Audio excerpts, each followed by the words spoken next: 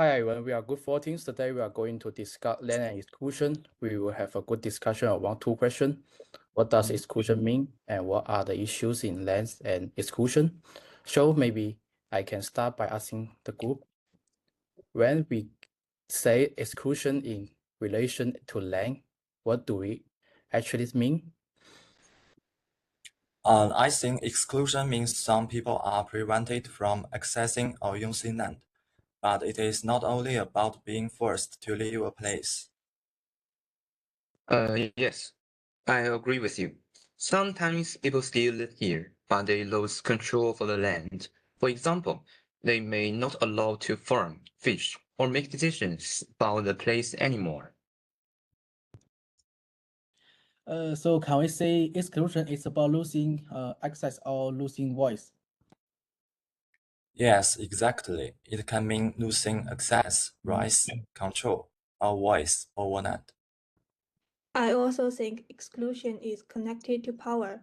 The question is not only who owns the land, but also who has the power to decide how the land is used. That's important because exclusions can happen even when it does not look like direct violence.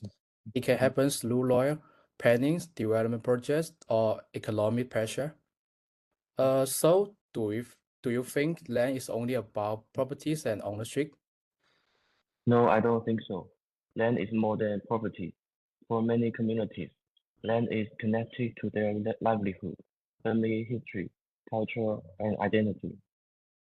I agree. For example, if a fishing community lost access to the sea, they do not just lose land, they may lose their way of life. Yes, and for local communities, and can also belong in. It's where their memories, relationships, and the daily life are formed.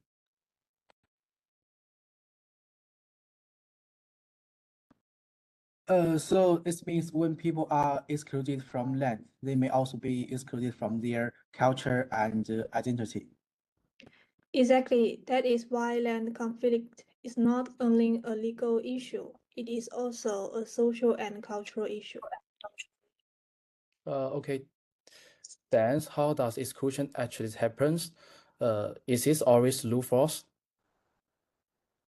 Not always. Of course, exclusion can happen through force, like eviction or reduction, but it can also happen through laws and land titles, market prices, and all the development plans. Yes, sometimes exclusion looks very normal. For example, a policy may look like development or planning, but it can still push local communities away. This connects to the idea that exclusion can happen through regulation, market pressure, force, and legitimation. So it's not always direct or obvious. I think legitimation is interesting. It means some groups are seen as more legal or more deserving, while others are treated as less important. So even if a community has lived there for a long time, they may still be excluded if their rights are not officially recognized. That's also show why land exclusions can be difficult to challenge. If exclusion is supported by law, policies, or development language, it may appear reasonable from the outside, even though it harms local community. And can someone give an examples for the case we study? One example is the new village in Malaysia. During the emergency period, many people were resettled for security reasons. So that is not only about moving people, right? Yes, it was not just physical movement. It also changed how people lived, how their communities were organized, and how they were controlled by the state. This shows that exclusion can happen through settlement planning, where people can can offer their identity, opportunities, and relationships with wider T. So I think this example also shows that land issues are historical. The effects of resettlement can continue for many years. Yes, and it reminds us exclusion is not always a short-term problem. A decision made in the past can still shape people's lives, identity, and access to resources later. So what about policy king? How does that scale relate to land and execution? Policy thinking shows that relocation is not only about houses. For the land community, the place was connected to a livelihood, memory, social relationships, and identity. Yes, when the settlement was removed and the island was used for another proposal, the community did not just lose a place to live, they lose a way of life. So even if people are given another place to stay, it may not replace the original community. Exactly. A new house does not automatically replace old social networks, work patterns, and cultural belonging. This is why land exclusion is also emotional and cultural, not only physical. I think this case also shows that development can erase local history. When a community is removed, their stories and connection to the place may slowly disappear from public memory. Many land exclusions are connected to development. Do you think development is always negative? No, I do not think development is always negative. It can bring better infrastructure, housing, and economic growth. But the problem is who benefits and who loses. If development benefits powerful groups but local communities lose land or livelihood, then it becomes unfair. Agree.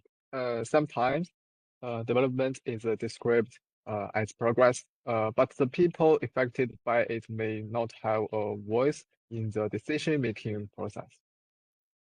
So the issue is not development itself. The issue is unequal power and lack of participation. Yes, local communities should not only be informed after decisions are made, they should be included before decisions are made. This also connects to fairness. Development should not only focus on land value or economic growth. It should also consider people's lives, culture, and long-term well-being. Next are excluded communities always practice written. No, not always.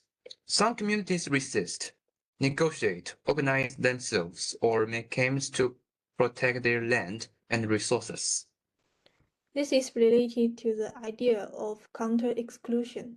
People who are excluded may also respond by defending their own access to land. Well, but resistance is not easy because local communities may face stronger power from the government, companies, or legal systems. Yes, so even when they resist, the outcome may still be unequal. But it is important because it shows that local people are not just passive. I think this point is important because it helps us avoid seeing local communities only as victims. They also have agency, knowledge, and strategies. So before we conclude this, maybe we can share our reaction. What is the one positive or negative reaction from this topic? My positive reaction is that this topic helps me understand land from the perspective of local communities. Land is not just about money or ownership. My negative reaction is that exclusion often affects people with the least power, such as rural communities, poor communities, minority groups, or the communities without full land rights.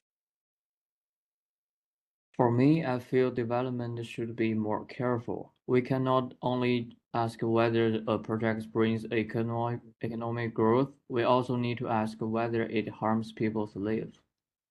I agree. I also think local voices should be taken seriously because they are the ones who understand the place best. My reaction is that land exclusion is sometimes hiding. People may not be directly forced out, but they can slowly lose access, rights, and belonging. So how does this topic reflect an anthropological perspective? Well, anthropology focuses on people's lived experience. So instead of only asking who legally owns the land, anthropology asks what the land means to the people living there. Yes, a legal perspective may ask, who owns the land? An economic perspective may ask, how much is the land worth? But an anthropological perspective asks, how does land shape people's identity, culture, livelihood, and community? It also looks at power. It asks whose voices are heard, whose knowledge is ignored, and who is affected by land decisions. So anthropology helps us see land as a human issue, not only a legal or economic issue. It also encourages us to look from the bottom-up perspective instead of only seeing the state of developers' view. We also need to understand the experience of ordinary people. To conclude this, exclusion means more than being physically removed from land. It can also mean lost access, right control, voice, identify, and belonging. The main issues in land and exclusion include land ownership, displacement, development pressure, loss of access, unequal power, and marginalization. From the cases we discussed, we can see that land is not only property, it is connected to people's livelihood, memory, culture, and community life. Our main message is that land decisions should include local voice, because development should not ignore the people who are most affected. Overall, land and exclusion help us understand how powers, development, identify, and everyday lives are connected. And this is our good presentation. That's all. Thank you. Thank you. Thank Thanks. you. Thank you. Thank you. Thank you. Thank you. Thank you.